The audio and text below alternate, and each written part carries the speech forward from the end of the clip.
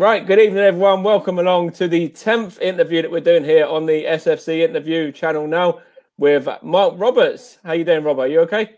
I'm good, thank you, Mike. Thanks for having me on. That's all right, Robbo. Always great to have such a a club icon, club legend on the channel. Cheers. That's not bad, is it? So, yeah, thanks for that. That's all right. So yeah, we've got a bumper interview. Like, I won't even show you how many questions I've got down here. There's about my uni notes, that. There's about 4 pages, three or four pages. Okay. But yeah, so first of all, what was it like playing in the back five with Daisy, Ronnie, Ash, Lairdy, Bozzy sometimes dropping back there, Laurie, Darius and Luke Foster sometimes as well. What was it like playing in that sort of, back 5 or 6 that would play? Yeah, I think you've probably hit the nail on the head, really. The fact that it didn't change a great deal really helped us as a unit to get that relationship, and quite quickly as well. Once Graham had got that sort of settled back 4 together with me, Ronnie, Ash and Lairdy, we played more games than we didn't. And yeah, that just that understanding that you get through both training and matches. I knew that Lairdy was always on my shoulder, and I knew if I did make a mistake that Ash should be there for me to cover. It wasn't just a back 4. We had that sort of kind of same relationship with particularly Bozzy being in the centre there, in the midfield anchor role. Just really helps to sort of bring the units together and the team together. And we always defended as a team and attacked as a team. So although it was us putting our bodies on the line to try and keep the ball out of the net, we knew that if a striker was back there and anyone came into the team, they'd do exactly the same.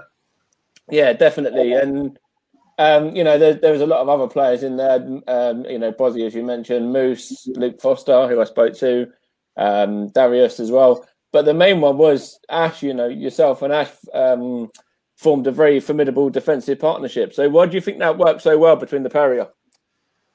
Again, probably just that understanding. We just need to click, really. I guess at other points in my career, I was either meant to be or was trying to be like the big man, so to speak, and quite difficult to be the big man when you're playing alongside Ash. So knowing that he was going to go up for the majority of the headers, whether they were in his channel or not, kind of built into my game quite well and complemented it well, because I felt like I was, as the more experienced I got, I read the game well. So I'd take my position off him, and we do countless hours in training with Graham, Dino, particularly John Dreyer every Thursday. It's drilled into us that sort of unit where we'd shift across and fill in the gaps, and sometimes we'd defend as a pair, as a 3, as a 4, sometimes against 4, 5, 6, 7 attackers. So we were kind of used to being outnumbered, and it was, I'm not just saying it, there was rarely a goal scored, when people were attacking us and we were in that tight formation. So we always kind of backed ourselves to keep that clean sheet. But, just Ash, the character, he is a bit larger than life, but, I lost count of the times he took stitches for the team and, put his head where no one else would. And when you've got that kind of warrior alongside you, it brought the very best out of me. So I can remember early on we played Grays, and Graham was raving about him after the game. I think he put one of our I think he was playing right back that day, but he actually put one of our players into the advertising boards. I think we drew that night, and it really did. It was early in my career at Stevenage, but it really did stand out as one of those sort of moments where you thought, you'd prefer to have him on your team than against. And I was delighted when we signed him, and the partnership that we struck up, really helped both of our games, I think, elevate it to the next level. Yeah, definitely. That was it was so good to have such a strong sort of defensive partnership, and even Ronnie and Daisy and Scott as well.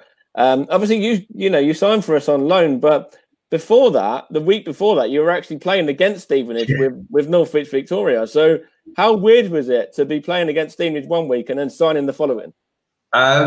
It was weird. It was a relief. You know, it was at the time at Northwich was my local team that I played for when I was 7 or 8 years old. You know, first team I'd ever signed up for at youth football. So it kind of meant a lot to me to play for my local team. I was a local boy, and to see the club going through you know, so much struggle. You know, we went into administration, and I was 25 at the time, and I was kind of questioning where my career was going on a full-time basis. I thought, you know, is this not the right career for me? Do I need to look elsewhere and consider my options? So we were not being paid. I had a mortgage and responsibilities, so it was a real bad time for me. I was quite low. I don't mind admitting that. It was one of the lowest moments of my career and my life. And played Stevenage.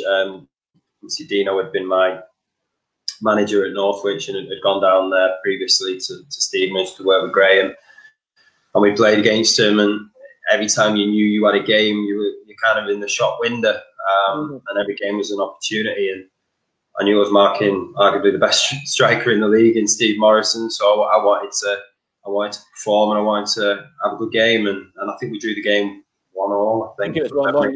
Yeah, and I'd had a quite good game, and Mark Monroe kept him quiet, which was not an easy thing to do, and it happened quite quickly after that. So, you know, from going 1 minute, playing for a club that was in administration, not even knowing where it was going, but thinking there was no chance they were going to get out of it, to playing for Stevenage, who were not doing particularly brilliant at the time, but a recognised conference club that was expected to be up there.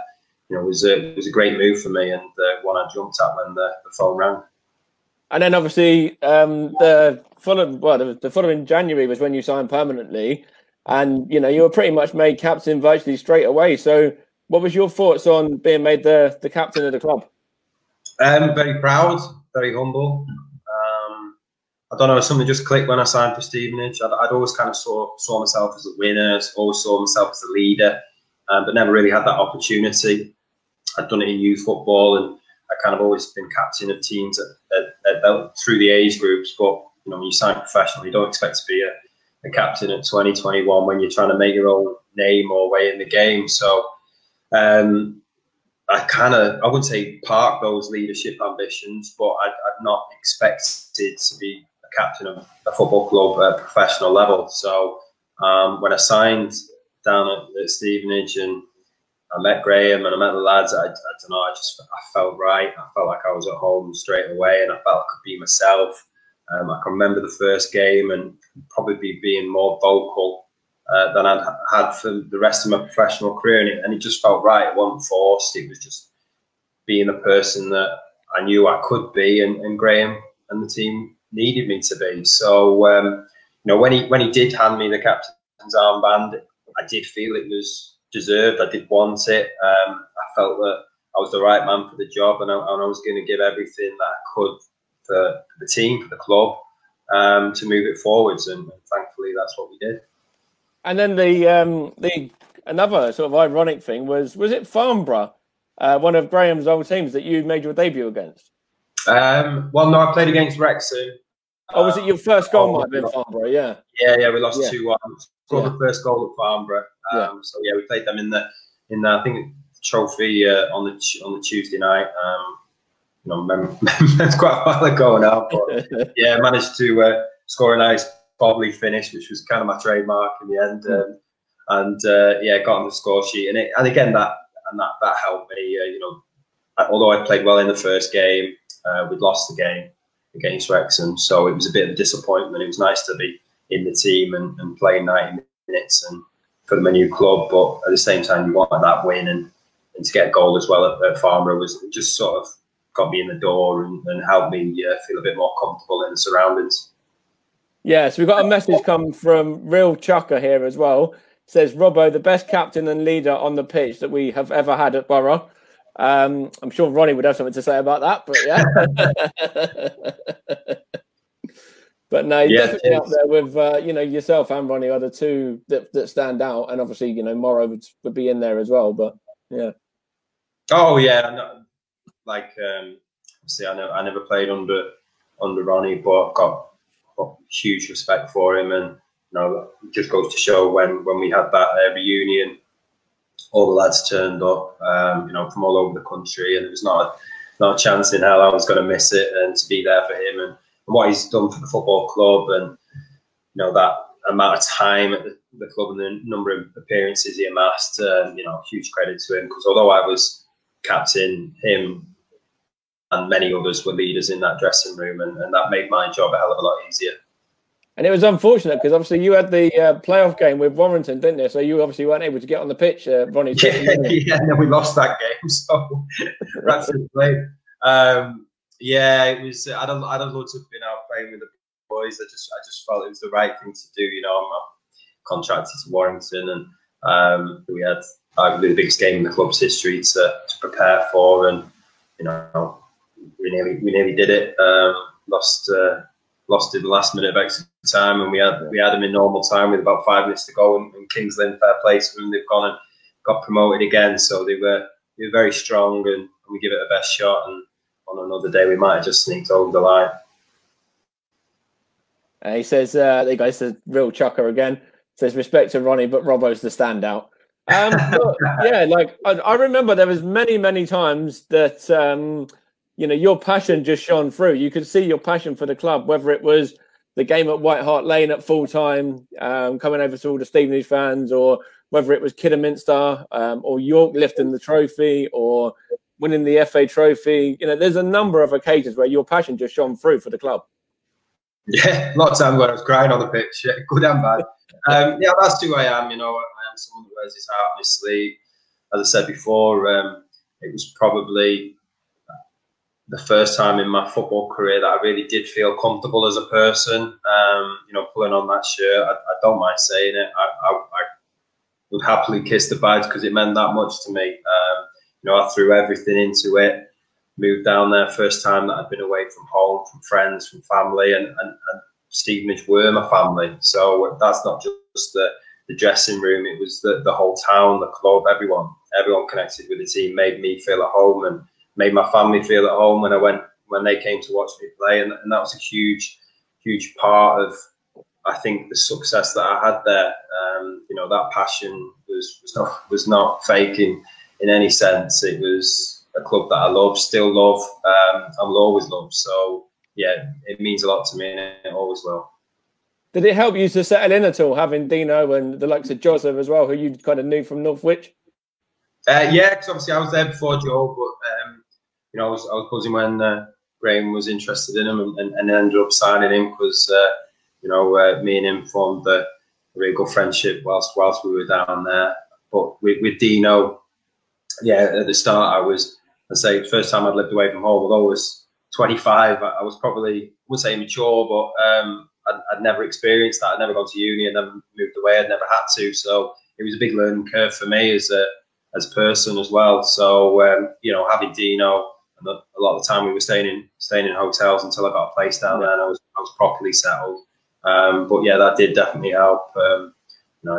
Probably say that I didn't buy enough coffees for him, but it was a big part. Like I lived, slept football down there, and my friends there were a big part of that as well. I got a question from Andy Calvert there. Andy said, "Who was the hardest player to control in your time at Stevenage?" That's a good question, that. Who was the hardest one? I remember having a bad game at Rushton away. I don't know who was playing that day. And Dino come for me a bit at half time. Said I was desperate, not determined. So it was a fine line, and I was trying too hard, according to Dino. I can't think who was playing that day. Not sure really. There was never a game that went into, or I think we went into, where we were ever too concerned about the opposition. I think that was one of the main strengths that Graham gave to us. I'm not saying we felt like we were invincible, but we did feel that we could cope with any challenge that was going to come our way. So, and that was, I guess, partly down to the fact that you trusted the people alongside you, the back four, the people if you got beat, Daisy was there to pull off a save, and that again was one of his brilliant strengths, that he could not touch the ball for most of the game and then pull off a worldie in the last minute, and you keep a clean sheet, and I think that helped us moving forward. I can remember that Kidderminster game. I know in that run-in, we hardly conceded a goal. Yeah, I think it was 2 goals in 15 games. Yeah, it wasn't ridiculous anyway. It's weird, like, what he did come to the. It's probably. I had a time at Warrington, not last year, the season before. We kept 9 clean sheets on the bounce. I think it was even better than any record that I had at Stevenage. But it was the closest I've got to feeling that when you're defending your goal and you just don't expect the team to score. Even when they were through on goal, you thought that the strikers had put it over the top, or someone would do a last-ditch tackle from nowhere. And I think it's part of the psyche. It affects the opposition, and they're coming up against you. And there's so many players that I played against and played with that remember that team. And I'm not saying they were beating in the dressing room, but in the tunnel before the game, they were thinking more about us than themselves. And that was a huge part of what I think made us so strong. And, it's not often you get that, but it certainly helps when you do. Yeah, Lerdy said the same thing, actually, when I spoke to him the other day for the Newcastle game. It was, everyone was going out there, and it was, we're not scared about Premier League Newcastle. We're going to focus on ourselves, and, we're able to beat them. And we showed on the day that we just, we turned them over. So yeah, and I think it's a fine line, which, between arrogance and confidence, but we were never arrogant with it. I mean, I know people didn't like us for how we did things, and it still baffles me why that was, because a lot of the things that we did was just work hard and push ourselves to the absolute limit. But for some reason, at the time, that wasn't accepted as or praised in football from outside our environment. But again, that made us stronger. That reinforced what we were doing, and made us try harder and work even more on the training ground and produce the results on a Saturday. So we've got a question here from Alex Jennings. Alex has said, best player that you played with at Stevenage and the best young talent as well. I think Joel, I'm not saying because he was my mate. When I look back, he scored some really, really important goals, and that sometimes wasn't when he was playing in the team, but I seen his ability at Northwich, and I knew what a difference he could make to our team if we signed him. And some of the best moments at Stevenage was celebrating him scoring a goal, and I have said it before, but normally it's when you score that you feel that emotion, that elation. But when he scored, for some reason, it was just as exciting for me. So I would say he was the most gifted player and technically gifted player. You don't score from the halfway line at Crawley unless you've got something special in the locker. So I'd probably say him. And who's the best young talent? Without question, probably Luke Freeman. And not just, I don't really like the word talent because you start thinking it's something to do with being natural and say, I don't know, I just said Joel's gifted, but it's how you use that. And Luke walked through the door and you just knew straight away, he was just so grounded as a lad, young lad, very humble, willing to learn, kind of could also recognise his situation at Arsenal very well, that he was probably done there, and this was his opportunity to establish himself at a very good level of football, but he needed to play to then get a reputation and then move on, which he has done. And particularly some of the runs and the goals. I can remember Sheffield United away, and he just tore them apart. And you were watching something very special, and you realised then that he wasn't going to stay there forever, and he was ready to play at the next level. So him and I guess Morrow as well. Go back to the first part of the question.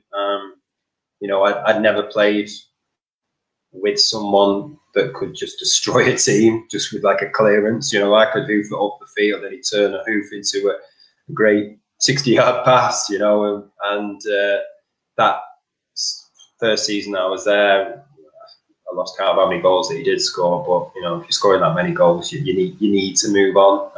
You need to test yourself at a high level, and you know, he was able to do that and kick on again, and got a lot of respect for that and what he achieved. So yeah, those are probably the three standout players. You know, that's not doing any disservice to any other player, because you know, Bozzy was just an incredible specimen. You know, in every sense, just an unbelievable player. You know, you knew that if Bozzy was playing, you had half a chance of winning a game. So again, I could list them all day, but I'll stick to that just for, otherwise it just looks like I'm sitting on the fence. Fair enough. He's also put here all-time starting 11. I put me on the spot there, Annie. So obviously, we've got Daisy and got him allowed to play. Yeah, you can put yourself in for sure. Obviously, Daisy in goal, Ronnie right back, me and Ash, Lairdy left back, and then Bozzy in front with Moose and Joel, and then Beardo's got to play. Luke, and who else would play up front? I'd have to say Morrow. Yeah, Morrow. Yeah, that's a pretty solid lineup, to be fair, though. Yeah, I'll put Beardo on the right. You can do his shift. He'll put the effort in for me. He can run the channels on the right wing, and then I'll have Luke on the left, and Morrow go up top. Might need a goal. That's still a solid lineup. That's still really good. That's just off the top of my head, so I apologise to anyone. No, that's solid anyway. Ray said we want Robbo back. Andy's put most underrated player. Again, this probably goes to the question that I've just answered with sort of best most ability, most talent. Yeah. The question. Shruti. I thought Shruti post Graham era, the pre-season that he had, I know it was pre-season, but pre-season run up to the season where sort of everything changed and people departed, he was just unplayable. And it was sad that things off the pitch maybe didn't allow him to perform and continue that momentum and continue that level of performance on the pitch. And that was difficult for me to deal with. I'll just say that. He was because he was just on fire, and I think he was in a spell of form which you don't always get, and he was particularly good. And Sinks as well. Sinks was just really, really unlucky with injuries. Again, someone who was in the team. I think we got a chance of winning, playing, and getting the right result. He was someone that had ability, had talent going forwards, could change the game as a match winner, but would do a massive, massive shift coming back. And I think we didn't always have like loads of, I don't want to say like attacking talent, but to fit into our team and to excel, you had to kind of do the other side of the job and not always, and had to cope and deal with the training. Now, I'm quite a robust player, and I'm certainly not known for my pace, but I can understand why someone that's built that way would come into our environment and maybe struggle with the training to keep that sharpness. Sometimes we'll break down and not be able to deal with or cope with it. So you have to be a special kind of athlete as well to deal with our environment, and that was just how it was. So to also be a match winner, I think Sinks and Shruti would be up there. Fair enough. So we've got another message there from Sue saying top man Robbo. Andy's put another message up. I'll come back to that in a minute because I've got, as I said, a whole uni load of notes here. But so what were your thoughts on winning the Player of the Season award for the club? You won, is it 2 Player of the Seasons at Stevenage? Yes, again, incredibly proud. It's always nice to be recognised for your efforts and what you've done on the field. It's not really something you go for as an individual, because ultimately it's always about the team. But yeah, as captain, as player, I always try and lead by example. So to get recognised for that, was a nice moment, nice accolade. And then obviously the first season was you come in obviously on loan, then you signed on permanently in the January, and then that was the season when, was it the Cambridge playoff semi-final? Yeah. And you scored in the semi-final, and then obviously you went on and lost second leg 3-0. How big an impact is that on the following couple of seasons and wanting to kind of make amends for that? Yeah, massive. I mean, the manager now at Warrington, Cards, reminds me about that game. So obviously he was playing for Cambridge. It was the biggest sort of occasion game that I'd been ever involved in. I was talking earlier, I was playing for Northwich, and for a club that was in dire straits, going into administration, to be even involved in that kind of game, I just felt, this was amazing. And to score in that first game, the effort that we put into that game, winning with 10 men, it clearly took a lot out of us. There was none of our squad taking it for granted. But to lose the way we did in the second leg was, heartbreaking, devastating. And I remember the next day we were all in because we had the trophy final to prepare for. Yeah. And, chins on the floor. I think we were going to Wembley to have a look around the stadium. And you're thinking, this should be one of the greatest buzzes of my life, going to Wembley Stadium, just having a look around and thinking I'm playing here. But you gutted that you're not going to be back there again a week later. In my head, I was planning on going there twice. So it just felt like an anticlimax. Don't get me wrong, a couple of days of feeling sorry for myself, and I could at least look forwards to the trophy final and enjoy that and occasion, and the fact that I'm, I suppose, be more determined to win it. But for that short period after the Cambridge game, it was utter devastation, and thankfully we were able to get ourselves up to that trophy final, finish the season on a high. We've been on an incredible run. 24, 25 games with one defeat was crazy, really. And I guess we were going into those playoffs as the form team, expecting to finish the job, and to come so close and not get over the line was a bitter pill to swallow. And we had to dust ourselves down, and a few changes were made personnel wise. But I remember coming back on that first day of pre-season, and Graham's team meetings are legendary. They could last up to an hour and a half before you even get onto the training pitch.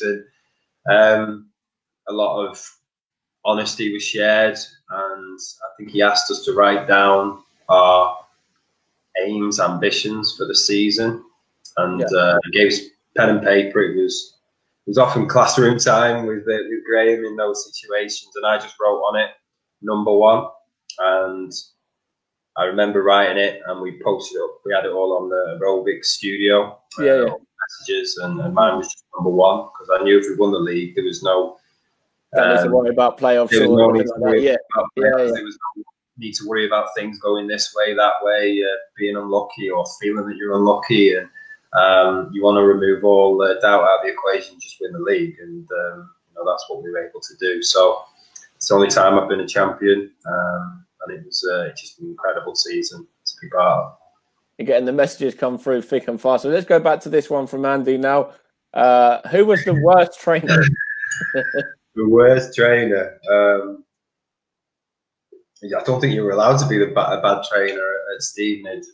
Not when Graham's in charge. Me and Ronnie would often hide in what we used to call murder ball Fridays, where I'm sure Graham used it to sometimes whittle down the players and pick the team. It was pretty full on.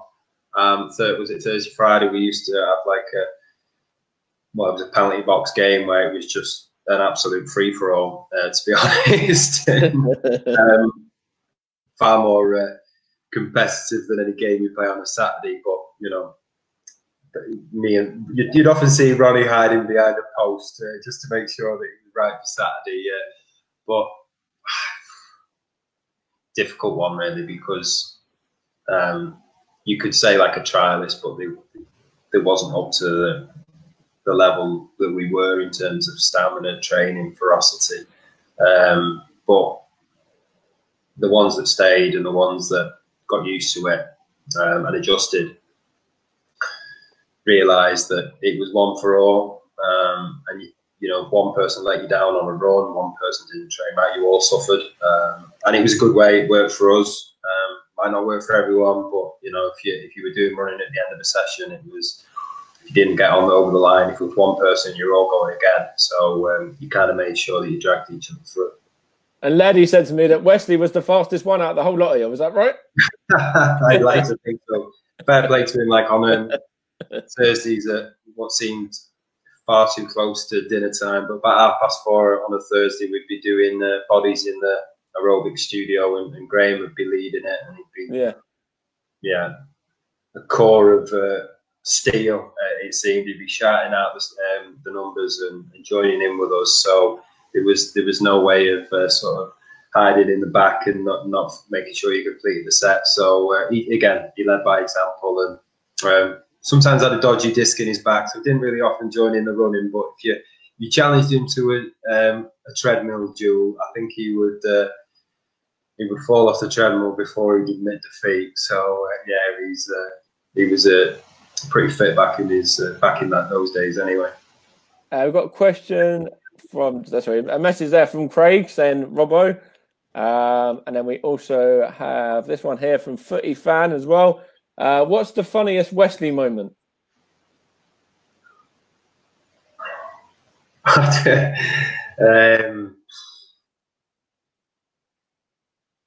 There's too many to mention. He had a way with words. He had a way with stories to inspire, to challenge. There was always different stories that he'd come in and tell us. And I think it was the season that we went up to League One. We had a team meeting where it was kind of putting the onus on us. What do we need to improve? What were the sort of marginal gains? Those times was a very popular phrase. And what were the 1%? How are we going to get better? And he came in and he said he was driving around London, and a bus went past him. It was the Harlem Globetrotters. So so we stopped in his tracks, and the Harlem Globetrotters bus went past him with obviously the big images on the side of the bus looking $1 million. And he was like, right, that needs to be us. Right, okay, let's see what happens now. So I can remember, and it was surprising. I think what he meant by it was that we were going to travel in style, and we did, always travel very nice. Sometimes use the train and stuff. But he was talking about the team coach. We needed a Stevenage sort of wagon to, when we returned up, you knew we were in town. So we thought we'd practice this during pre-season, and we went to, I can't think where it was somewhere in London, but non-league. And he'd organised a double-decker bus because he thought, well, people, if they had more space, could sleep on the bus at away trips if it was a bit longer. Yeah. But it was a school bus that turned up. So, double-decker school bus that had not been in there for years. He's taken us to a pre-season game. And got to the gates, couldn't fit through the gates. So we had to park up about half a mile away from the stadium and then walk the rest of the way. But, Yeah, I mean, so all great plans sometimes don't always work out, but that was kind of Graham, that he was always trying to think of the next thing, and some more crazy than others. You look back on them, and especially when you see old teammates and you discuss those stories, and you think that can't happen. Why did we just think it was normal? But we kind of did. We just went with it and embraced it, and he'd always find different ways of at least entertaining us, that's for sure. That's what I was going to say. Has Tim Seals forgiven him yet for missing him off at Kidderminster? I'm sure he probably has, but yeah. Craig said, who had the worst dress sense? No, Ronnie, without doubt. Yeah, just didn't make an effort. It was just worst effort, I think it was. I'm sure he had some gear hiding somewhere, but yeah, he used to love this black coat he wore. 4 or 5 years. Him and Darius driving in together. Yeah, wasn't the competition for the best dress, put it that way. So yeah, those two would probably take the award. Fair enough. So you scored the only goal in the 1-0 victory over your old employers, Northwich. How did you feel on that day? Did you have kind of mixed feelings, mixed emotions at all?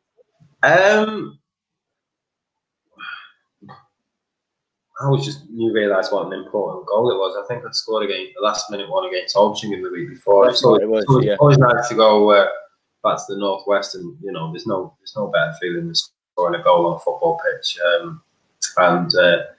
Yeah, I'm not someone that can hide those emotions. I wasn't there for forever.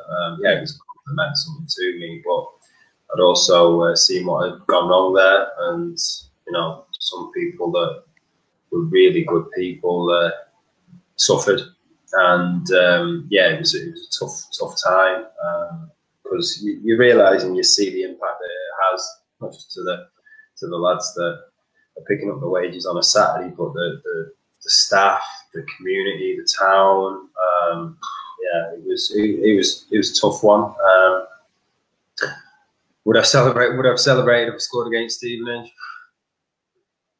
No, I don't think I would in the same way. Just I suppose that's the difference. But yeah, 1-0 away from home, chasing the playoffs at the time. It was a big game and a big goal. So yeah, couldn't have emotions with that. That's fair enough. I got a message here: the joker of the group and the funniest moment. Oh, without doubt, Moose by a million miles. Him and Stacey, one of the most multi-skilled, talented individuals that I've come across, but Moose in the same way. Could sing, could play the guitar, could do magic tricks, tell jokes, impressions. I'm sure one of your other interviews has told about Moose's 30-minute, and you've seen clips of it on the internet, but yeah, like his 2 minutes to win it, which became maybe 2 hours to win it. The effort he'd gone in, the detail. Yeah, seriously, funny man. I'm still friends with now, and yeah, he'd be right up there. Fair enough. Craig's just put, what was the thought and the inspiration behind your bright blonde hair? Inspiration might be a choice word. Yeah. Seems like I see some pictures now. You think, wow, looks like I've been in lockdown with Boris Johnson, doesn't it? Yeah, it seemed a good idea at the time. Yeah, probably because I was teased so much as a kid. It was always a way of people coming up to me because of my hair, trying to get to me, whether that was school, growing up, and that. So we started off as highlights, and then I went full blonde. I'm sure if you ever get Beardo on, he'll tell you the story about when I tried to dye it black, which resulted in me having the baked bean or the skinhead. For a short amount of time, but yeah, get me dyed black's probably one of the biggest regrets that I've got. Okay, but another message there now. Was it hard looking at how much we struggled last season, as in the season just gone? And do you think there's still a chance of Stevenage staying up? I hope so. That's not just me talking with my Stevenage hat on, but as a neutral. I thought this question might come up. Yeah. And the way our season was finished, which we were third in our league. South Shields, who were top, I think 10, 12 points clear, could rightly feel aggrieved, but ultimately they and no one else other than the Championship and the Premier League teams actually completed the season. So yes, statistically, Stevenage have had a horrendous season, and there's no denying that. Yeah, absolutely. I'm not going to excuse that. I don't know many of the people down there. Obviously, form and results speak for itself.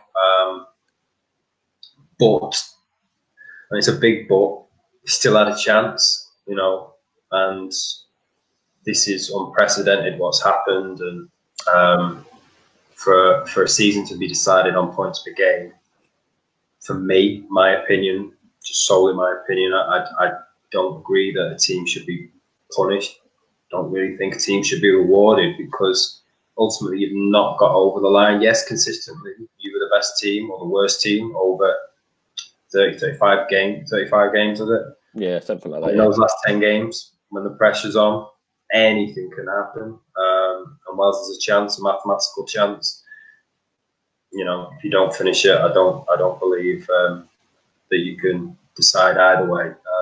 Now moving forwards, if you knew that was in the rules, that if a season was null and voided or had to finish, it would be decided by points per game. Well, you know, so you got no leg to stand on. Hopefully they put something in. So if, God forbid, that this did happen or something similar happened again, we'd have prior knowledge of knowing what's coming.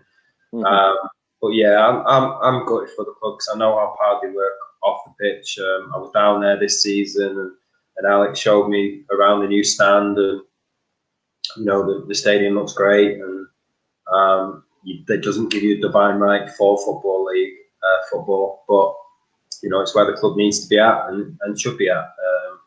You know, it doesn't take away from how hard we all work and how the club worked and waited for to get into the football league, and it's got to regroup and go again, and I'm sure it will.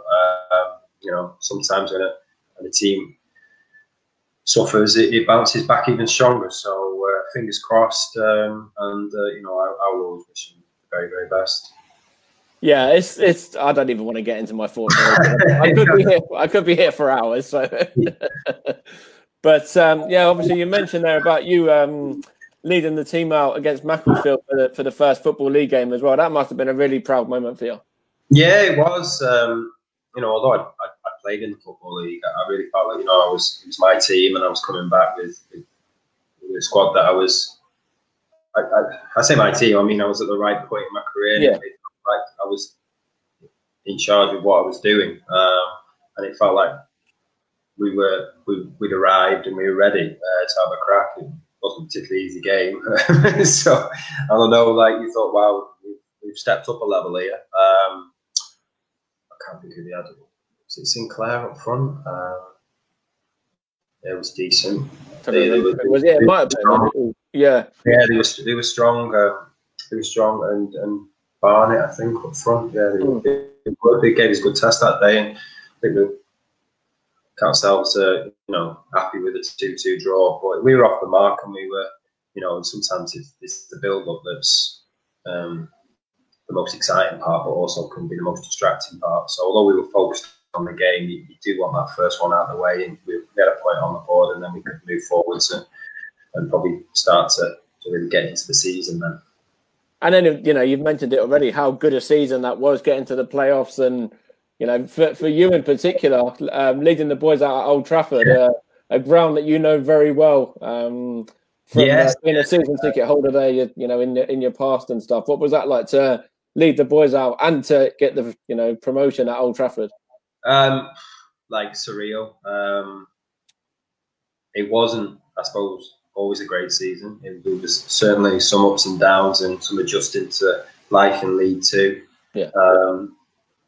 We're not great at going into Christmas, and I remember even Graham taking me off against Northampton, and thinking, yeah, this is a real test for me and for the team. You know, for us to have a crack at promotion, which he kept on going on about, but you know, the league table again doesn't lie. We were really struggling in January, going into sort of like that Newcastle game and that time of the season. But you know, we still had the belief, and I do remember when they announced that it was going to be at Old Trafford because the Champions League final was on the same day.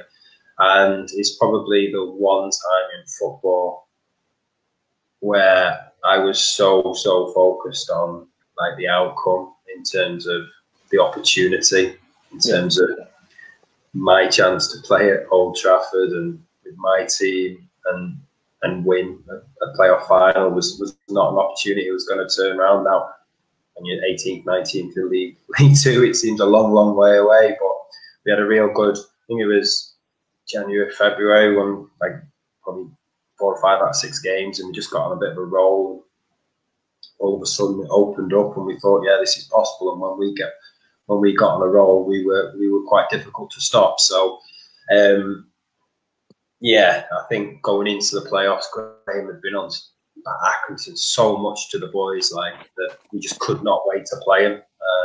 You know, they were arguably the 4th best. They were the 4th best team in the league because they just missed out on promotion, promotion. Yeah, and they've got a lot more points than us, and they've been playing some fantastic football. But we knew when it was us against them, it was going to be the strongest team that came on top, and we produced our very best in the playoffs. So we were well deserving of those 2 victories in the semis, and you know, the rest is history. The day I'll never forget. I reflect on it now and still think how fortunate I was to lead the team out, to share it with my mates, my friends, my family. You know, not just the day, but the celebrations afterwards. You know, that memory for the rest of my life is something I'll treasure. You know, and hold in my heart forever. Warrior there has just said he wants to thank you, Mark, for looking after his son on the day at Old Trafford. Thank you. Yeah, he probably looked after me, to be honest.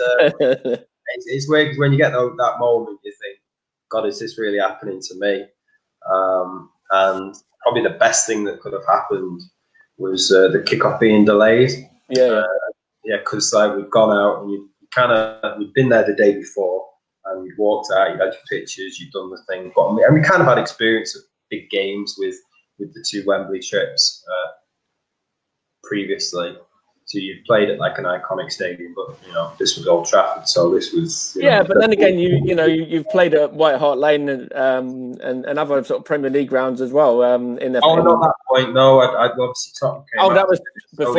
Yeah. I played at Wembley twice. But no, you'd played against Newcastle, hadn't you? On beating them. So. Yeah, played against Newcastle, but then having not played at and it wouldn't matter what stadium in the world, it was the stadium for me. To walk out there, out of the tunnel. And just walk beyond the pitch, you know, pick the grass and put it in my pocket. You know, that was like being 6 years old and thinking this is all my dreams come true. So yeah, the day of the game, obviously you've been there the day before, so it kind of helps you calm the nerves a bit. But then when you're thinking, right, the expectations is that I don't want to come here and lose. Never going to come back again unless it's in the FA Cup and you probably going to lose that day. So this was everything. And then you're thinking, right, can't let this slip through my hands. And probably experiences like the Cambridge game and losing the playoff trophy final against Barrow, you know, those sort of setbacks really do help focus your attention. And you think, I've seen how it is to lose. Yeah, I need to be on the side that's winning. I need to be just doing enough or whatever it takes to make sure we finish on the right side of it. So, yeah, just going out for the warm-up and finding your feet or your jelly legs and then actually getting told that the kickoff was going to be delayed was a blessing in disguise. But I remember seeing one of my best mates in the crowd as I was warming up after the lineups.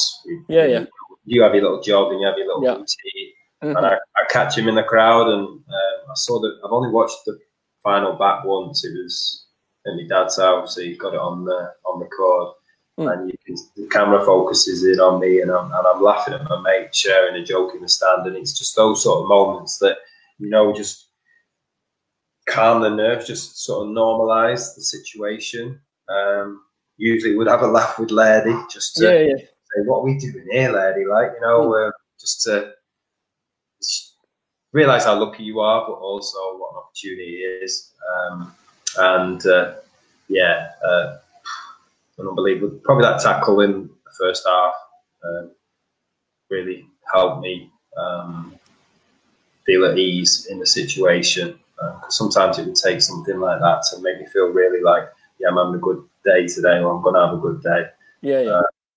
And celebrations after were something to behold. How important was it to celebrate the promotion from League Two and the conference with the fans as well? Well, yeah, exactly. You can see videos of the fans celebrating it, and the emotion pouring out. And I think it was because the fans felt so connected to that team. Yeah. And you look back and you knew at the time, you knew it was different. You knew what we were doing was different. You knew it was very special. You knew you needed to treasure it, but unfortunately, you can't live in the moment forever. You have to move on, and they become memories, even those special moments. So you just kind of knew that it was as important to them as it was to you. And I think because we showed that, I suppose that vulnerability really as players, as a squad, as a club, we just all seemed to share that bond, which was is clearly still very special today. Yeah, I'll go to a few questions from here. So, okay. Alex has said, "Do you regret anything from your time at Stevenage? And if you could change anything from your time, what would that be?" I don't really live with regrets. If I lost games, if I made mistakes, I've always felt like I've learned from them. Try not to do it again, and see that as just one of those things that happen in football and happen in life. So, do I have any regrets? I'd have loved to have left on a high note. I'd have loved to have left. Taking the team to the championship. I still look back at that moment, and we were in touching distance. Whether we'd have beat Huddersfield, who knows? They were a strong team, but I felt we could have beat Sheffield United. I felt we could have. I wouldn't say had more of a go, but in that first leg at home, it just never happened, and it just wasn't us. And that still, it will always stay with me. Yeah. But we beat Sheffield Wednesday 5-1 at home. We had led Sheffield United 2-0 away from home when we went. It was 3-2, wasn't it? Yeah. Yeah. When we went for the jugular, we were at our best. When we were let off the leash, as Graham used to call it, we were at our best. And when we played within ourselves, we were just like any other team. So that was not what made us special. That's not what made us create history or some extraordinary results. So, that's probably the most obvious regret, that I wasn't able to take the club to the championship, because, I'd been pretty good, wouldn't it? Yeah, it would have been amazing. How weird was that season for you? Obviously, you were captain, and then you were brought in to be caretaker manager after Wesley left to Preston. How sort of strange was that? And, what were the sort of main changes between playing and then obviously having to go in and sort of lead the group, from being the caretaker manager? Obviously, you were leading them anyway as the captain, but was there any sort of big differences or not really? Yeah, it was chaotic, right? But it was bizarre, again, surreal. But it probably could have only happened at that time, and it felt right. It was strange, like the weirdest things felt like the most natural things. I'd never managed, I'd never coached, I'd never completed my coaching badges, which I had, probably would have helped. But I just kind of went with it and trusted the people around me, and had great people around me. When Phil was good enough to ask me, it was Graham that suggested that I was the right man for that period of time. And he pulled me over to one side at training and said, "I think you should do it." And I was like, "What do you mean? Like, be the manager? Like, I'm playing, like I'm 27, 28. Yeah. I'd never even thought about being a manager or, having that responsibility. And I was preparing for another promotion as a player. So I'm so glad I did, as moments go and as times and days go. Those 12, 13 days that I was in charge. Some of my most memorable in football.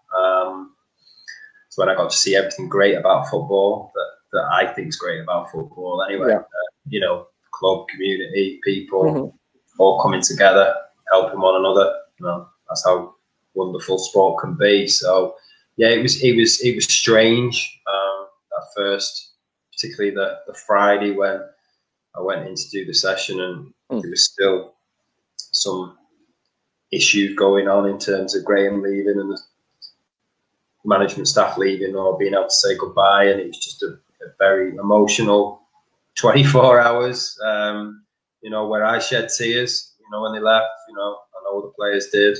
It was a huge wrench for me because they were such a big part of my life at that time. You know, particularly Graham, who I looked up to in kind of a father-like way, for him to be leaving, and the way that he was leaving, it was very difficult for me.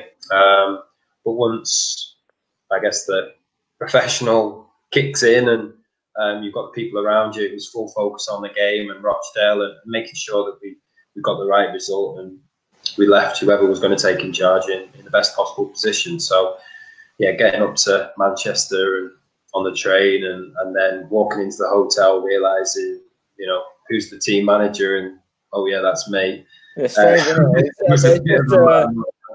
it was strange for the fans to even, obviously Wesley had just left and we were like, so Robbo's going to be in charge, all right? Yeah, well, that's again probably going back to that last question. But one regret is there's not many more. There's more pictures of that day, or I've got them etched in my brain. But you know, there's not many pictures of that day, and it kind of went under the radar. But what we achieved as a group, considering the circumstance and the result, it was just insane. And I remember coming back into the dressing room and just feeling like the biggest weight lifted off my shoulder, and Beardo turning the music on and telling everyone to get up on the benches at Rochdale, which they've got in the dressing room, and we just, like, music was blaring, we were all dancing, and it's just like, you know, that's as good as Old Trafford for me. It's as good as Wembley for me. It was an amazing moment to look back on. And then obviously Gary come in. What was he like as a manager working under Gary? What was the sort of main differences between him and Graham? You know, he obviously had his strengths. He'd got a track record. I know it wasn't in England, but you know, he'd come with a different kind of pedigree. It was quite a surprise for probably the players and other people that he'd been chosen, because it was a bit left field. But it could have worked. You know, it didn't, but it could have done. He was a very good coach. I guess we were, I don't want to say institutionalised, but we were so drilled into Graham's way, and Dino and Tumble, you know, they were part of that management staff, but we were very much the Stevenage way. And I'm not saying it's an impossible task, but it's so hard for anyone to come into that and not want to put their own stamp on it, especially mid-season where everything was going quite well, but like going well in our way.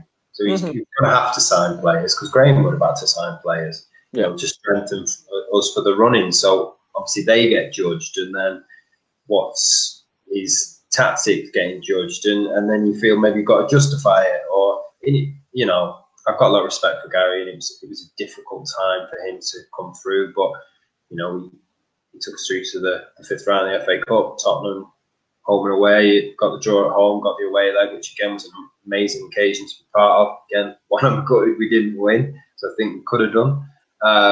You could have scored in that as well. I remember coming off the bar, and I know. I've got quite a few regrets. You reminded me. Good score that day. Come off the shoulder, and even on the rebound, if I'd have just adjusted myself a bit quicker. 2 minutes later, I'll give away a penalty against Gareth Bale, and you think, we should be 2-1 up here, and we're losing 2-1 and chasing. So, again, you go into that game fully believing, and they had all the international superstars out. You know, we're going to win this game. We've got a chance. And maybe on another day. So we got another message there from Jay. Who was the player you looked up to? I think he's Stevenage player or just in general. Yeah, like either really. If there's any at Stevenage or just in your career, yeah. Do you know what? I admired a lot of our players, what they were, what they were able to do, because I know how tough it was. You know, day on day it was a challenge. Like so, who should I look up to? And then like maybe in your younger days, obviously being a in my younger days, first hero watching football was Mark Hughes. Scissor kicks, the spectacular goals. It's something I practiced on my bed and annoyed my mum and dad downstairs.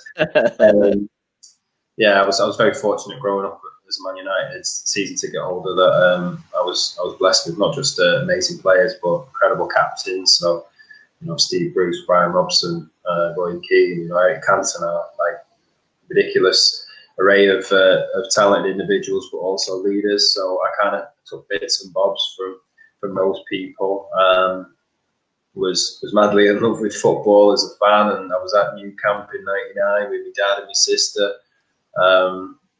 when they won the European Cup. And probably as a fan, football was never the same again for me. But you know, my own football took over, and I guess I always just admired bits and bobs of different players. Really, there was no player that oh God, I want to be him, or I want to copy him completely. But you know, you admire, I suppose, more than look up to. And you mentioned that you just said about the Champions League final where Teddy Sheringham obviously scored in that final as well. Yeah. How weird was it at the end of last season? And you're playing Ronnie's testimonial. Well, you're there for Ronnie's testimonial, I should say. And then you got Graham managing one team and then Teddy there managing the other team. And it's like, I've just seen this guy was somebody that I've seen score, a massive goal for Man United to get them to, win a major, treble that season. It was weird when he rang me up to sign me for the club. Because he did call me to say, look, we're interested in you. We want to sign you when he was manager of Stevenage. Was that just before you went back to Cambridge? Went off to Cambridge? It was at the start of that summer. So I was obviously weighing up my options. I'd left Fleetwood, or knew I was leaving Fleetwood, and a few clubs were in for me. And Teddy rang up, and I remember because we were getting married that summer. My fiance, she was in the other room, and I walked in and I said, "You never believe who I've been on the phone to." She goes, "Who?" And it was like, "Oh, Teddy Sheringham." I was like, "Teddy Sheringham's on the phone to me." And I actually said on the phone to him. We obviously spoke and asked how I was and saw where I was at. And, I said, I'm going to have to say before I put the phone on, but I was there in '99. Became the most soppy Man United supporter on the phone to a potential manager that was looking at signing me. But yeah, it was as a football player, I've been fortunate to experience some incredible moments, but to be there that day as a football fan. For 5-10 minutes of just absolute bedlam, like the noise. I've never ever known anything like it. It just did not die down. It was just like your brain was hurting. It was just incredible. So I didn't sign for him, but he gave me one of the greatest moments. Was it difficult to sort of turn him down, turn him away? At the time, I don't know. I never really considered when I left Stevenage. It was so hard and difficult for me to leave, and that last year was particularly hard.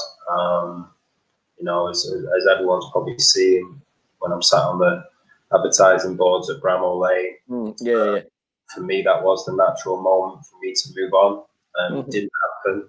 I gave everything I possibly could and more, believe me, and more in that last year of my contract, but they wouldn't allow me to leave, and that was, something that was very, very tough for me. I'm not someone that does things by half measures, so gave everything I got in that last year. And at one point, it looked like we were going to do particularly well when we were second in the league after third of the season. And I thought, got a great chance here. But then again, we didn't kick on, and things didn't work out. And it was very sad. Although Graham and Dino came back, it was very sad to leave.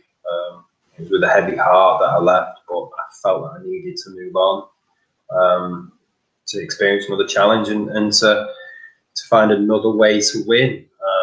And going back, it just didn't feel right. It didn't sit right with me at the time. And again, I was leaving Fleetwood and I'd had success there.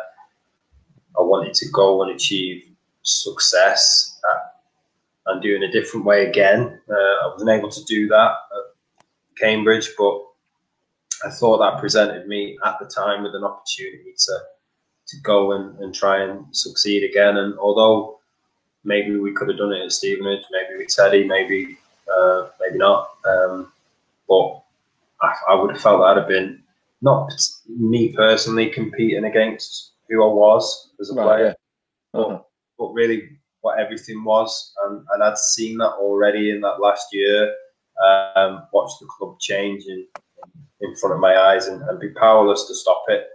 And it hurt. It hurt a lot. And was it in that season when the club rejected the 2 bids for you and Ash from Doncaster? Yeah, in that pre-season, a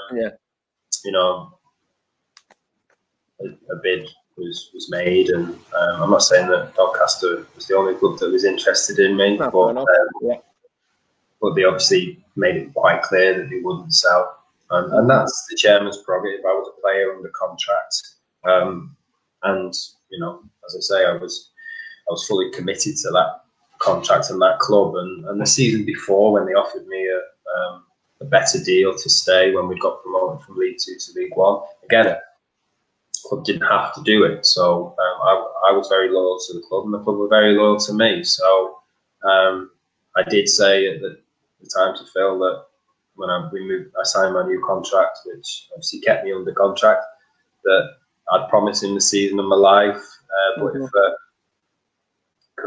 changing move came in, he wouldn't stand him away, and I did have the best season of my life, and obviously was not allowed to go. Now maybe the right move didn't come up, and it's water under the bridge now. Football happens, everything happens for a reason, and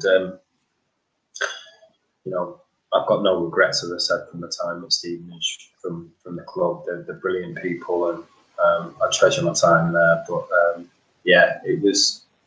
it just wasn't right to go back at that time. And as I say, I just felt like I needed to experience something else. That's fair enough. Have you ever been offered any coaching roles or managerial roles at the club, or has it not come about? And if it did come about, like after you were playing with Warrington, would you ever consider that? Never to anything. I'm someone who believes that you just got to take decisions when they're presented with you, like coaching, like the player manager occasion. Both times, I never expected it. Then you've got a decision to make when someone asks you.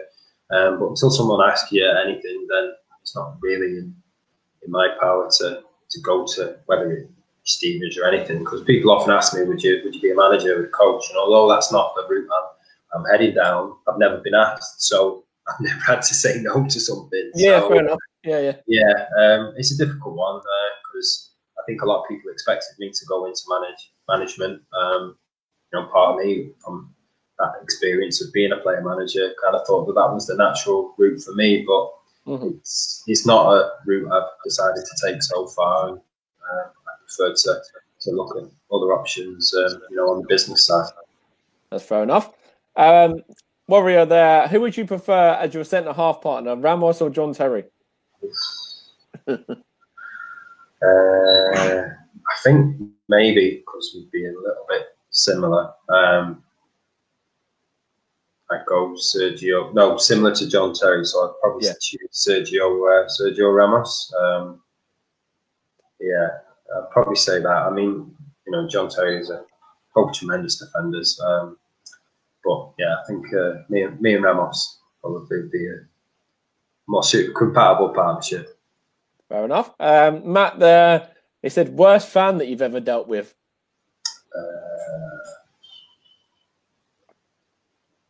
I don't know, actually, with that one. I've had a fair bit of abuse during the time, usually connected with my hair. I don't know, to be honest. I'm sure I could think of an example, but not off the top of my head. No. Fair enough. Just take it with the job. Really, you just gotta try and ignore it as best you can. I'm sure I'm not. I'm sure I'm not on every occasion. Russ says, "Hi, Robbo. Thoughts on the games in the Premiership and Championship and the playoffs being played behind closed doors?" Hello, Russ. Not watched anything. I don't tend to watch a great deal of football now because of other commitments, family, and valuing my own leisure time, and got a lot of things going on. But it's just not seeing a crowd there. It's not football for me. I did watch a bit of the United game in the FA Cup against Norwich. It's just a bit weird. You know, I know I'm not used to playing in front of massive crowds now, but at Warrington. But you know, you still, I think, as a player, need that atmosphere to just, you know, to buzz off and to maybe just make you feel like that what you're doing is worthwhile. You know, I think I saw a clip of Chilwell's goal that he scored, that scream just after the game's kicked off again. It's a great goal, like, and it'll stand the test of time, but it's felt a bit wasted that he wasn't then able to. No fans there, or to the away fans or whatever, or to his own fans, and just like maybe just get their reaction off it. I just think I hope football clubs from top to bottom, just you know, this experience realise how important fans are to the game, and they look after them, because ultimately without them there's no game. So football without fans is not for me. Message from Craig there saying, if you could play in any other position, what would it have been? Well, I say centre forward because that's where I did start. Okay, all right. I don't know. Just sometimes I do like crossing the ball. It's weird. Although I like to score, crossing the ball is something I do enjoy. So maybe not have a yard of pace to beat my marker, but I can deliver half decent cross if you give me half a yard. So so you're not going to change your 11 from earlier. Then you don't want to fancy yourself on the right. I'd want us to win. I'd want to give us the best possible chance. So no, stay at the back. Fair enough. We got a message there from Warrior. Who was your number one fan out of your mum or your nan? Tough one. Again, they were a massive part of my Stevenage experience. It's strange because my nan probably, I can count on one hand how many times she can watch me growing up. And I remember her being there when I got my schoolboy forms presented on the pitch at Crewe Alex when I was 14. Grandpa were there, which was very special for me. But it was kind of like we didn't really have that relationship where she'd be involved in my sport. She was very involved in my life, but wasn't really involved in my sport. But both her and my mum connected on an even deeper level because of Stevenage when I moved there. Because I said before, I wasn't seeing my family as much, and it was the first time I'd moved away. It became part of their relationship and a big part of their fortnightly trips down, stopping at Cawley Service for a butty and some of my nan's cake. And then she got to meet all the fans and they made them feel so welcome. So again, it was a big wrench for me to leave the club, but I think it was an even bigger wrench for them too. They were there every step of the way. And talking about Rochdale before, I remember doing the warm-up thinking, I've got so much going on in my head, got to concentrate the game, got to think about the team, got more than I'd ever considered with them. My mum and me now, bless them, was stood right near the warm-up where I put the cones, trying to start a conversation. I'm thinking, don't think this now. Go and sit down. So I'm sure whichever fans were there that day heard me tell my mum and me nan off. But part of, again, the special memories that I've got with football. And we've got a message from Fozzie there as well. He's put, and Peppa Pig is on all the time, like at his house. Yeah, we've moved on now. The little boy is obsessed with Mario and watching computer games. So yeah, all sorts on them on YouTube, kids. So how closely did you work with the community and the academy at Stevenage as well? And what was your kind of role in there? Because obviously you got you got shortlisted for the award for that as well. Yes, yeah. Again, feel really proud to be part of that. To get recognised as an individual was great, but the actual work that the club did as part of the Aspire scheme, which Alex, the chief exec now, was all part of and involved me in, was just an amazing journey to be on with the club, to be honest. Very different with the community work at Stevenage. And again, one of the things that I think made that time so very special was the emphasis Graham put on us as players to get involved, to be part of the community work. And every club will have their own community scheme, and there's some amazing work that goes on up and down the country at different levels. But the Aspire scheme was more than I'd been involved previously at any other football club I played for, because we weren't just going to local schools talking about what we did on a Saturday and watching them do a coaching session and answering a few generic questions at the end, which you get asked how much you get paid and what's the worst injury, who's the best player. We actually went in on a fortnightly basis and spoke to the kids about life skills that we were learning every day. And we could practice preach what we practice, because we were working so hard, and we were getting the results through sheer determination, discipline, however you want to wrap that up. Life skills, essential life lessons. And Graham said we had to go to the school, whether on our own or in pairs, and present to the class. So we'd have a different theme session each week, each session. And they were expecting on that first session for us to be doing the let's watch us play football, and we'll ask a few questions at the end. But instead we had to, I guess, take ourselves out of our comfort zone. For many of the players, it would have been a stretch and it would have been a challenge. But you could guarantee that when we all come back to the dressing room on a Thursday, we had something different to talk about. There was a little bit of a buzz in the change room, or what work did you do? How did it go? What questions were asked? We present the fans with tickets, so we were doing a bit more. We were also developing as people, which I think is massively important. Big believer in that, and it brought us together. But I think the knock-on effects of it, and the real positive thing which helped us as a team, as a club, was that the badge you were wearing meant that little bit more, because you were doing a little bit more. So the more you get in, the more you get out. And I think I saw the success of that. I went to Alex after the year in League One, I think it was, and saw the success of the Aspire scheme, which had been recognised by the PFA and the community work, and said that I wanted to do more. I wanted to start some mentoring, and I saw how great the work was going in with the primary school kids. But ultimately, and I get why that is, you want to get to kids as soon as you can to get them connected with the club, get the parents, family, and Stevenage is a great family club.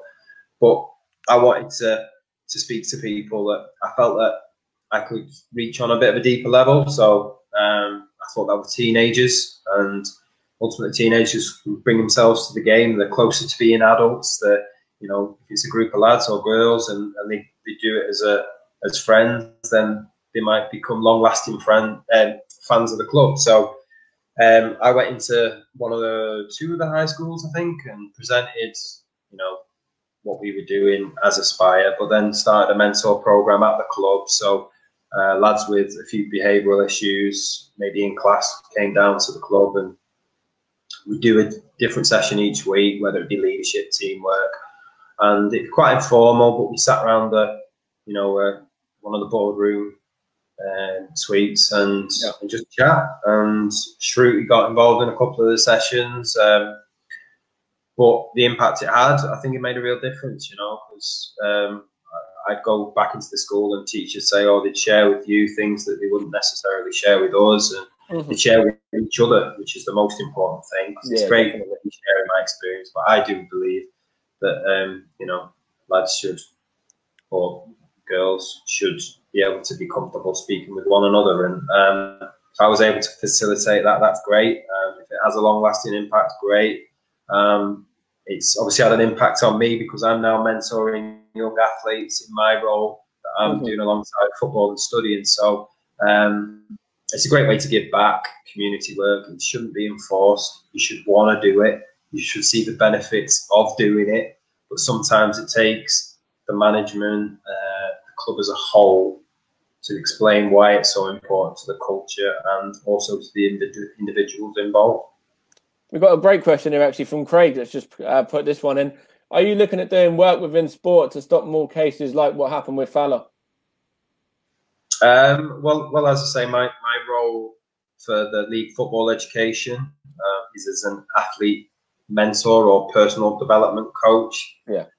We talk about life skills, so a lot of the work that we do is very individual. We play a team sport, but it is about the individual, and everything that we discuss or we advise or we guide, it is to support the performance. And that's a big thing for young athletes. They want to know, you know, is this going to make me a better footballer? Well, yeah, 100%. I think it does. It's helped me.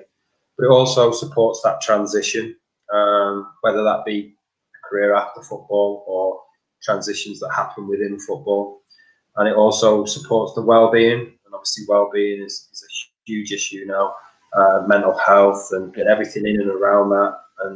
And getting these lads to understand that at a young age, understand themselves, understand what they're going through, that it's okay to talk and it's okay to not be okay, and the support is there when they need it, or if they think someone else might need it, because it's not just about understanding yourself, it's understanding your teammates and understanding the world. So yeah, if we can stop anything happening like happened to Mike, which was of course tragic, someone that, you know, I was very fond of, very close with, still kept in touch with, you know, hopefully that doesn't happen again. Yes, 100%. I have to agree with that. And I do a bit of voluntary work myself with the charity Mind. So, you know, I do this bit of stuff with them. So it's, you know, you can see how important it is. So, yeah. Good man. Good to hear. So in terms of the dressing room atmosphere when you were at the club, how important was that for, you know, being successful over those couple of seasons? And what was it like? Was it just, you know, as soon as you walked in there, could you sort of sense a strong, you know, connection with everyone? No, to be honest. It was when I first walked through the door. Obviously, the club was, I think, 13th. So it was under-delivering on the expectancy. You know, I was playing for Norwich, who were below that, so I kind of moved up the table.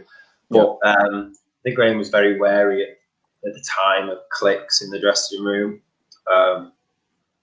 He was very concerned about that and the impact that it has. Now every dressing room will have cliques, if you want to call it that, or small group, because, you know, it's human nature. You're going to gravitate towards people you get on with, or understand you a bit better. But sometimes it can have a negative impact on the whole dressing room.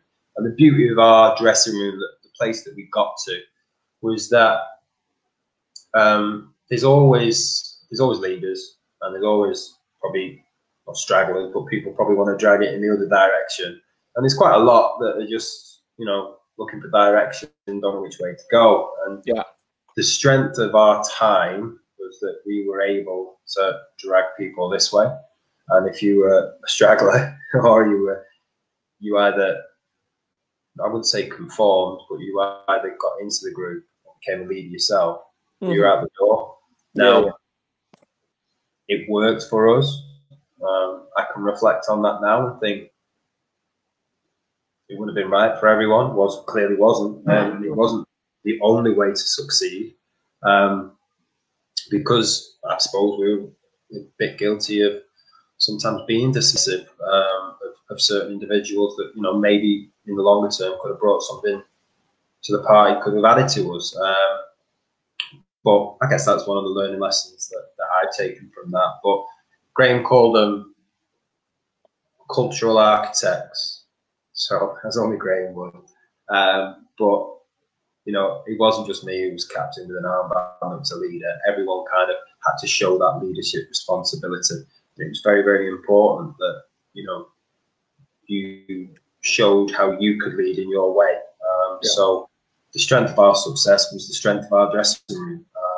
And the stronger the dressing room was, the more successful we became. So it was quite self-fulfilling, really. But yeah, a huge part of, you know, when you're struggling, when you maybe in those low moments, dressing is what gets you going again. So although he created that environment, it was the individuals within that environment that made us what we were.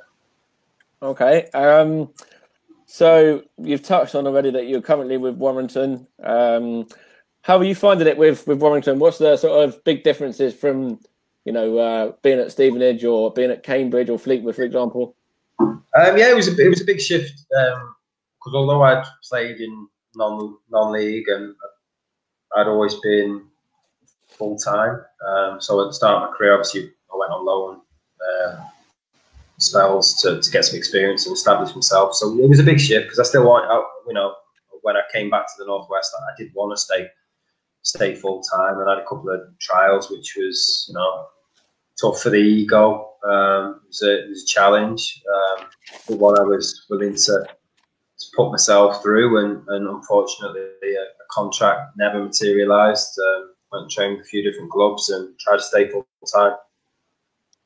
But when Cards picked up the phone and it was my local team, I don't know, it just felt right. And once I'd made that kind of adjustment, which takes time, I think you're going from full-time training where you used to not all the training being put on for you, but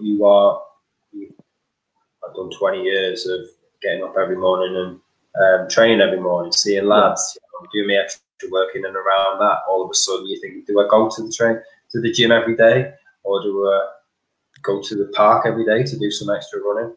But then you're training at night, so then you've got to get your body.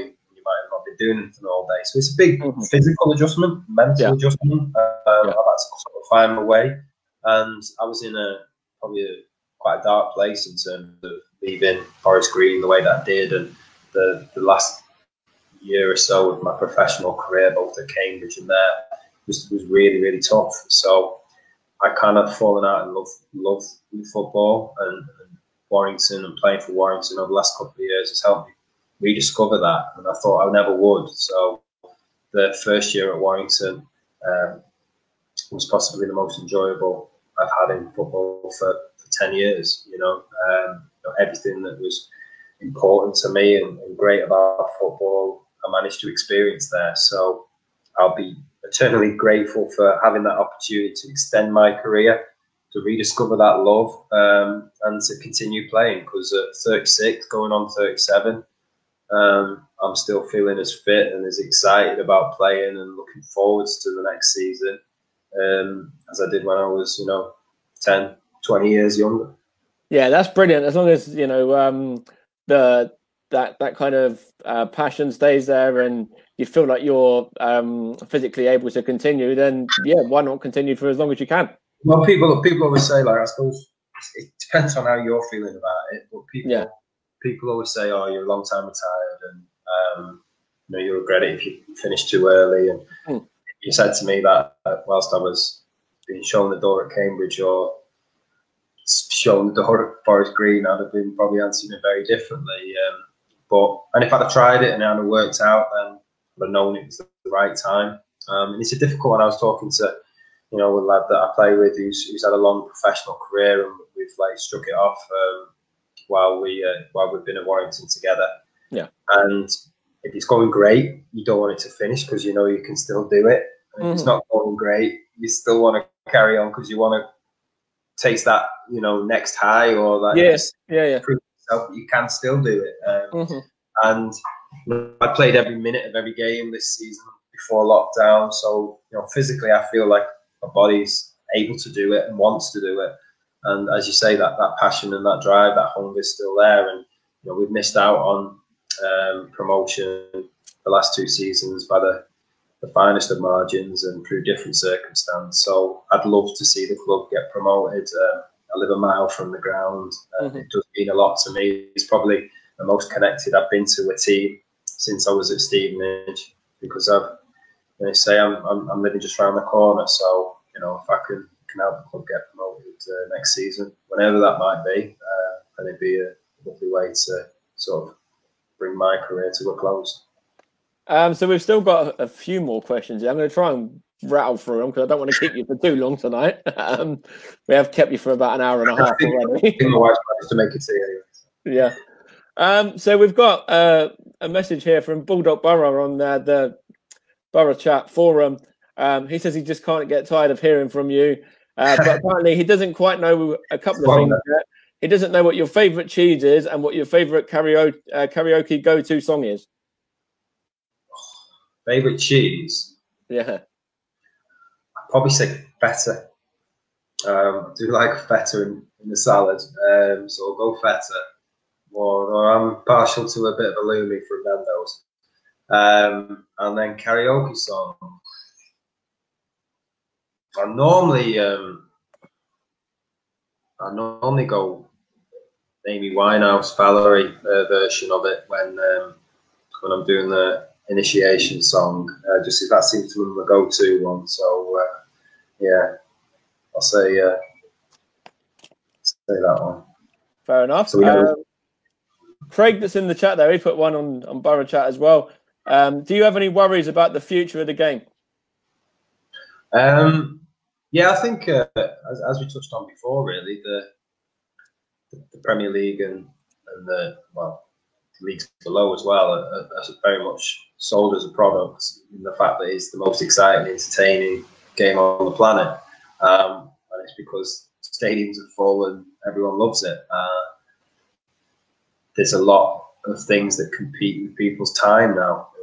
An hour and a half is an eternity in modern life, isn't it? It's not it's the rest of the commitment, getting to the game and everything that goes with that. So I think football has to be very careful how it places itself, just in society. It has to stay relevant, has to stay current, and the rules that are introduced, like VAR, I know that's caused more problems than it's solved.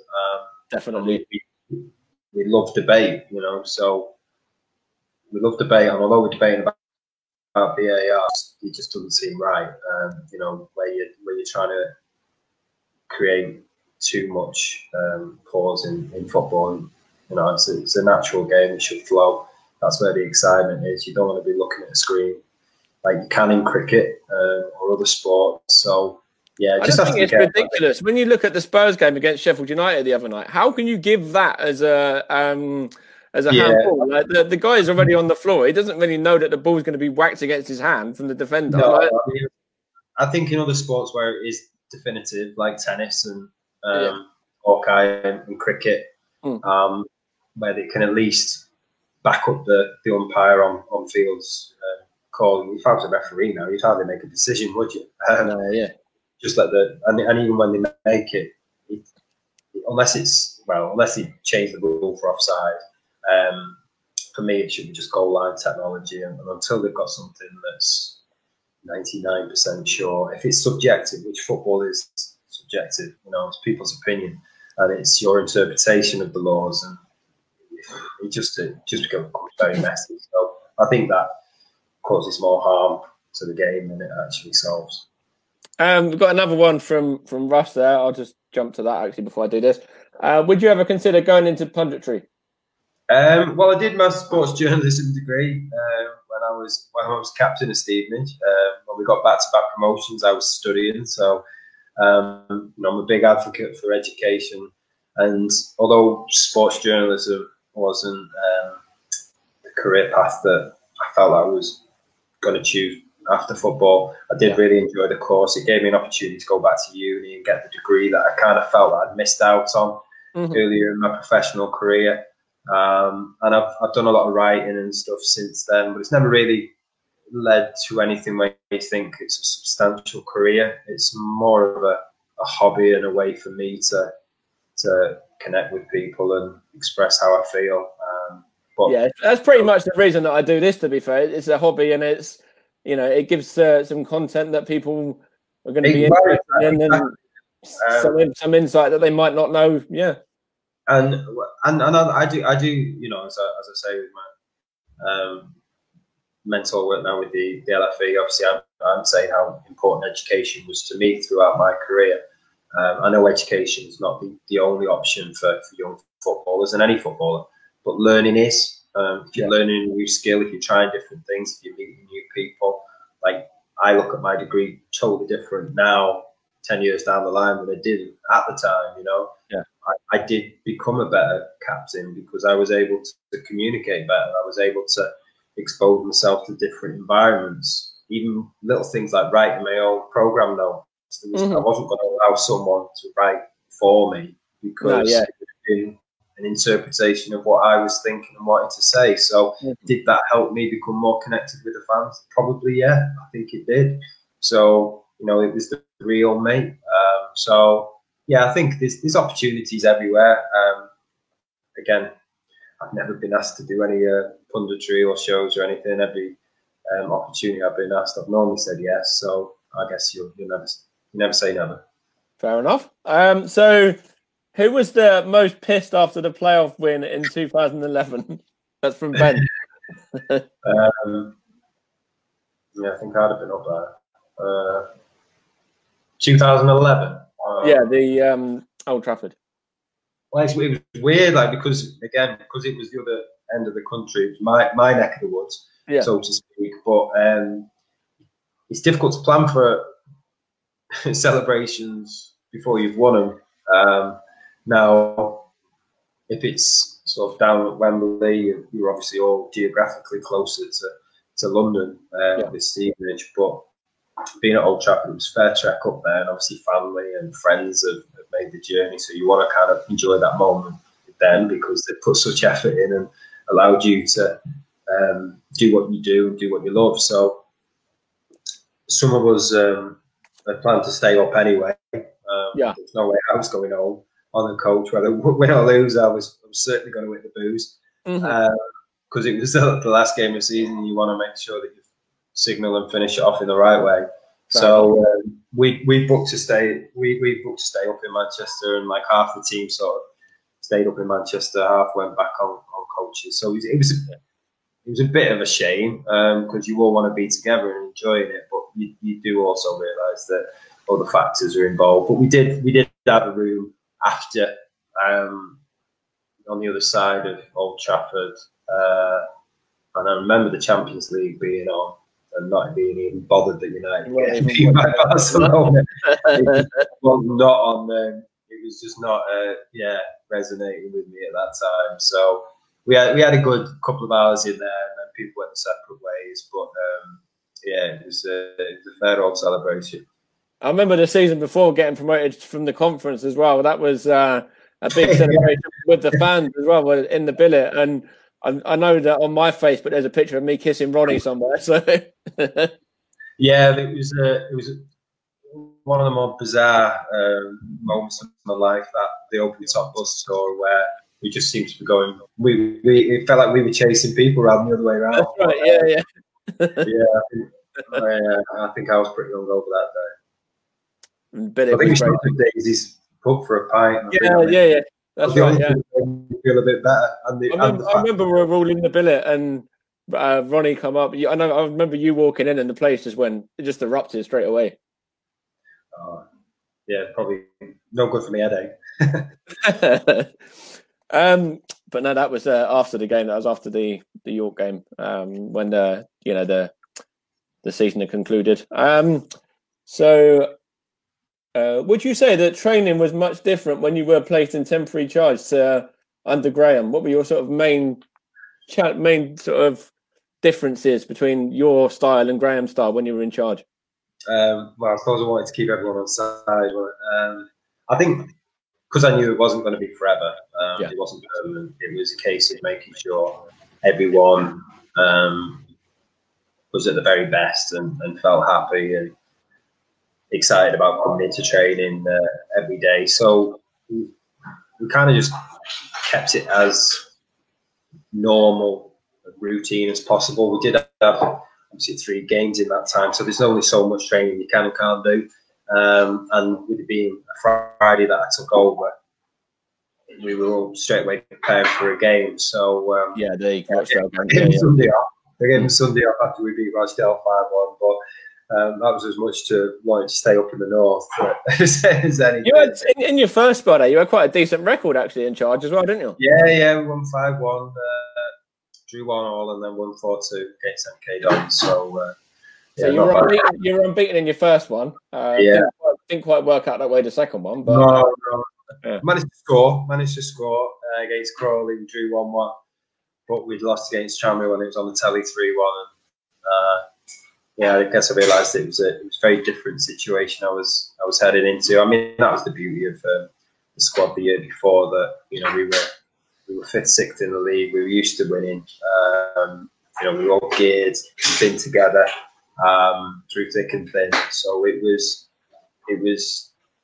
might have been my name in terms of player manager, but it was very much a team-led effort, and without them it wouldn't have been possible. So we all realised how we had to come together, and we managed to pick up some really good results and play some entertaining football. So it was that's right. And the Rochdale game was, as you say, the 5-1. It was just kind of like no different. It was actually probably a little bit better.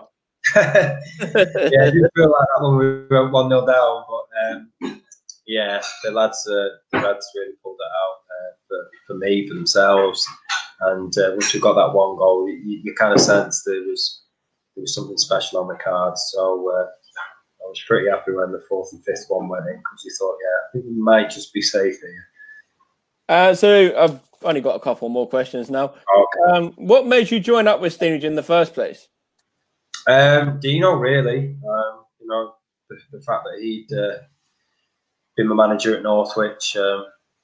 He'd obviously come to see me when I was playing at Accrington and got me to go there to finish the season when he led him to that miracle escape. Again, it goes back to like Stevenage possibly getting relegated this year. Was that actually one of those games? Was a game against Stevenage, wasn't it? The game that stayed up. 1-2-1. I think Joel scored that night. I think Joel did. Yeah, because then we went to Marbella.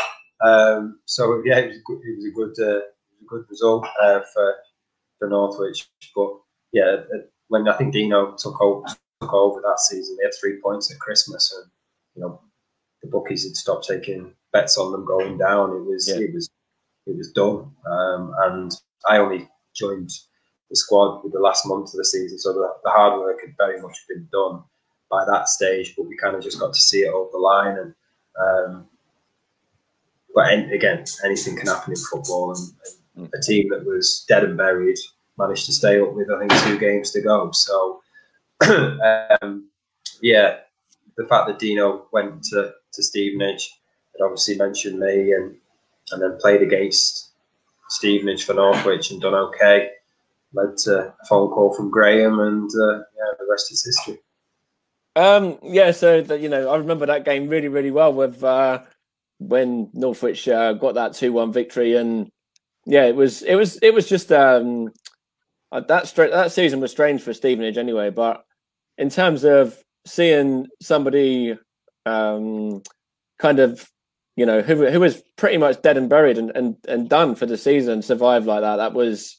It was a big achievement. I think we were manager of the season, so what an achievement it was. It was again, it was nice. It's what attracted me to the club, because we were meant to kick on the following season. I signed a two-year deal, and we were going to go for promotion, although we were a professional part-time club at the time. There was a big ambition there, but then the credit crunch hit, or the housing crisis, can't remember one, but it was a recession. And the money was pulled, and Dino was put on gardening leave, and we didn't have enough players to fill the fixtures. So it was a welcome call when it rang, when Graham was on the other end asking me to go down to Stevenage. They got a message there from Matt as well. So yeah, this next one actually is a little bit of a kind of jovial question, but it's kind of got another meaning behind it as well. So this come from Giggsy, and she said, "Battle of the Burgers: McDonald's or Burger King?" Be careful. Remember who the club's sponsored by. I'd probably say Burger King burger, but McDonald's chips. Fair enough. But yeah, in terms of Stevenage as well, how big is having the Burger King sponsorship there, and getting them sort of recognised more sort of worldwide, or like internationally, really? Yeah. It was one of the more positive things from the last 12 months, wasn't it? Yeah, definitely. Sure. Yeah, it was. As someone who's studying the business of sport now, as part of my MBA, it was fascinating to see how a club of Stevenage's stature can make an impact on the worldwide stage. So great for the club from a commercial perspective, that's for sure. And there you go. She said that's her answer as well. So you've pretty much hit the nail on the head.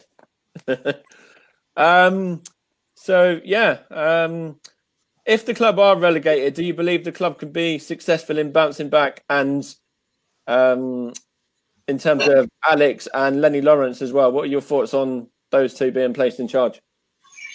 Well, I know Rebs. I played against him. I've spoken to him a few times.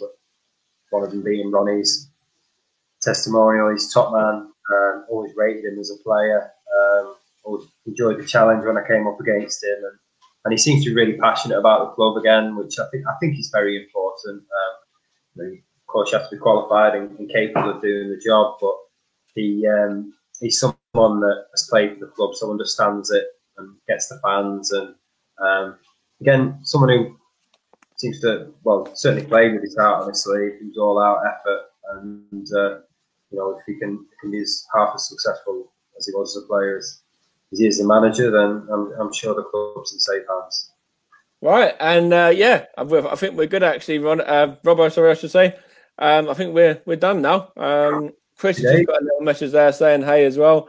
That's been a nice bumper interview, as I kind of planned it out to be, and. It's been great speaking to you, and I definitely need to drink after that.